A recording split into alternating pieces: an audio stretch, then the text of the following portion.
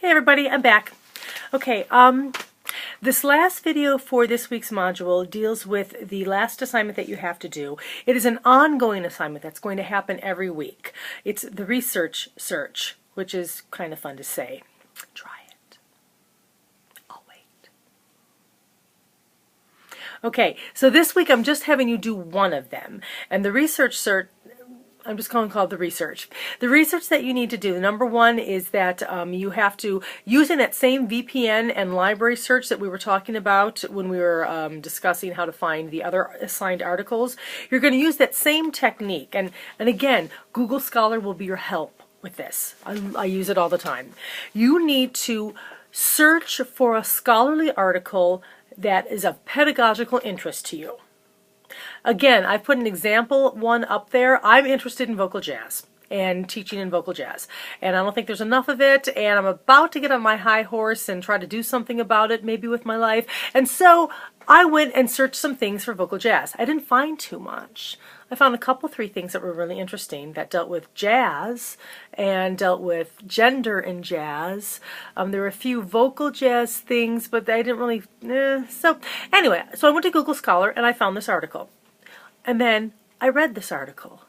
It seems like it's silly to bring that up, but I just want to emphasize that you do in fact have to read the article.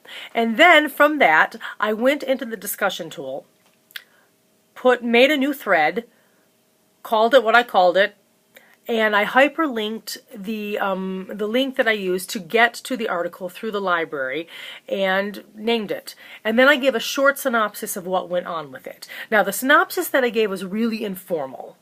However, know that next week I'm going to add another assignment onto the rotating kinds of things that we're doing. The research articles that you find in your research searches are then going to turn into abstracts. Those of you, again, who took foundations with me last summer know what I mean by abstract. I'm not going to work on the assumption that everybody knows what that is, so know that next week I'm going to give you a lot of examples of those. But know that an abstract in a nutshell is a research in a nutshell. Oftentimes at the beginning of a research article you will see a paragraph in italics that basically gives a synopsis of the entire article.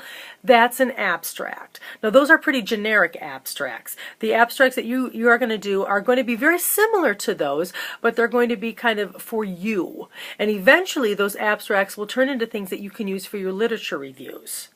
And we're going to have a literature review for this course. So know that when you're choosing the research article that you want for your research search, choose wisely. Choose something that you think is going to eventually help you put together your action research plan, put together your literature review, help you be a better teacher. Because ultimately that's what this class is about. It's not about you crossing off little boxes and saying, I did this, give me my master's now so I can get my pay raise. It's really about, can we make your practice really, really good?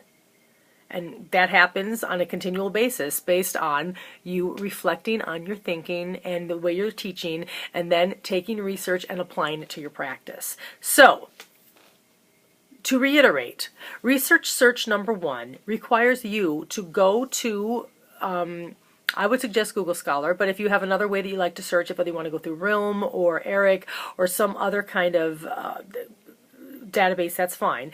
But find a research article, a scholarly research article that is from a peer-reviewed journal. It can't be a news post. It can't be something out of Teaching Music or something out of The Instrumentalist. It has to be something that is scholarly. And you'll know it's scholarly because it will have things like a section that is a literature review, a section that deals with the methodology of how they put that together, a section that says what the data was that they collected, a section that discusses the data, a section that gives implications for that data. That's how you know you're looking at a scholarly article. It'll probably also have some kind of research institution affiliation with it, such as a university or some other agency. It will usually, no, it will have a huge amount of bibliographic information at the end of citations that they used and referred back to. So know that if you're not seeing that kind of thing, or if you're seeing something on a glossy piece of paper with advertisements, it is not a scholarly article. So just be aware of that. So that was kind of a long explanation. You find a scholarly article, you read it, you create a thread on the discussion tool that you call it something probably like the author and the publication date.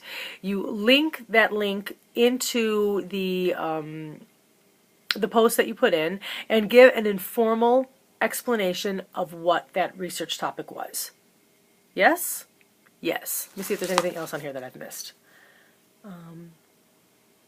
Yeah, that's pretty much it. That's for this week. Next week we'll have pretty much the same. Lots of readings, a research search, and we will also add the abstracting on there. So, this week,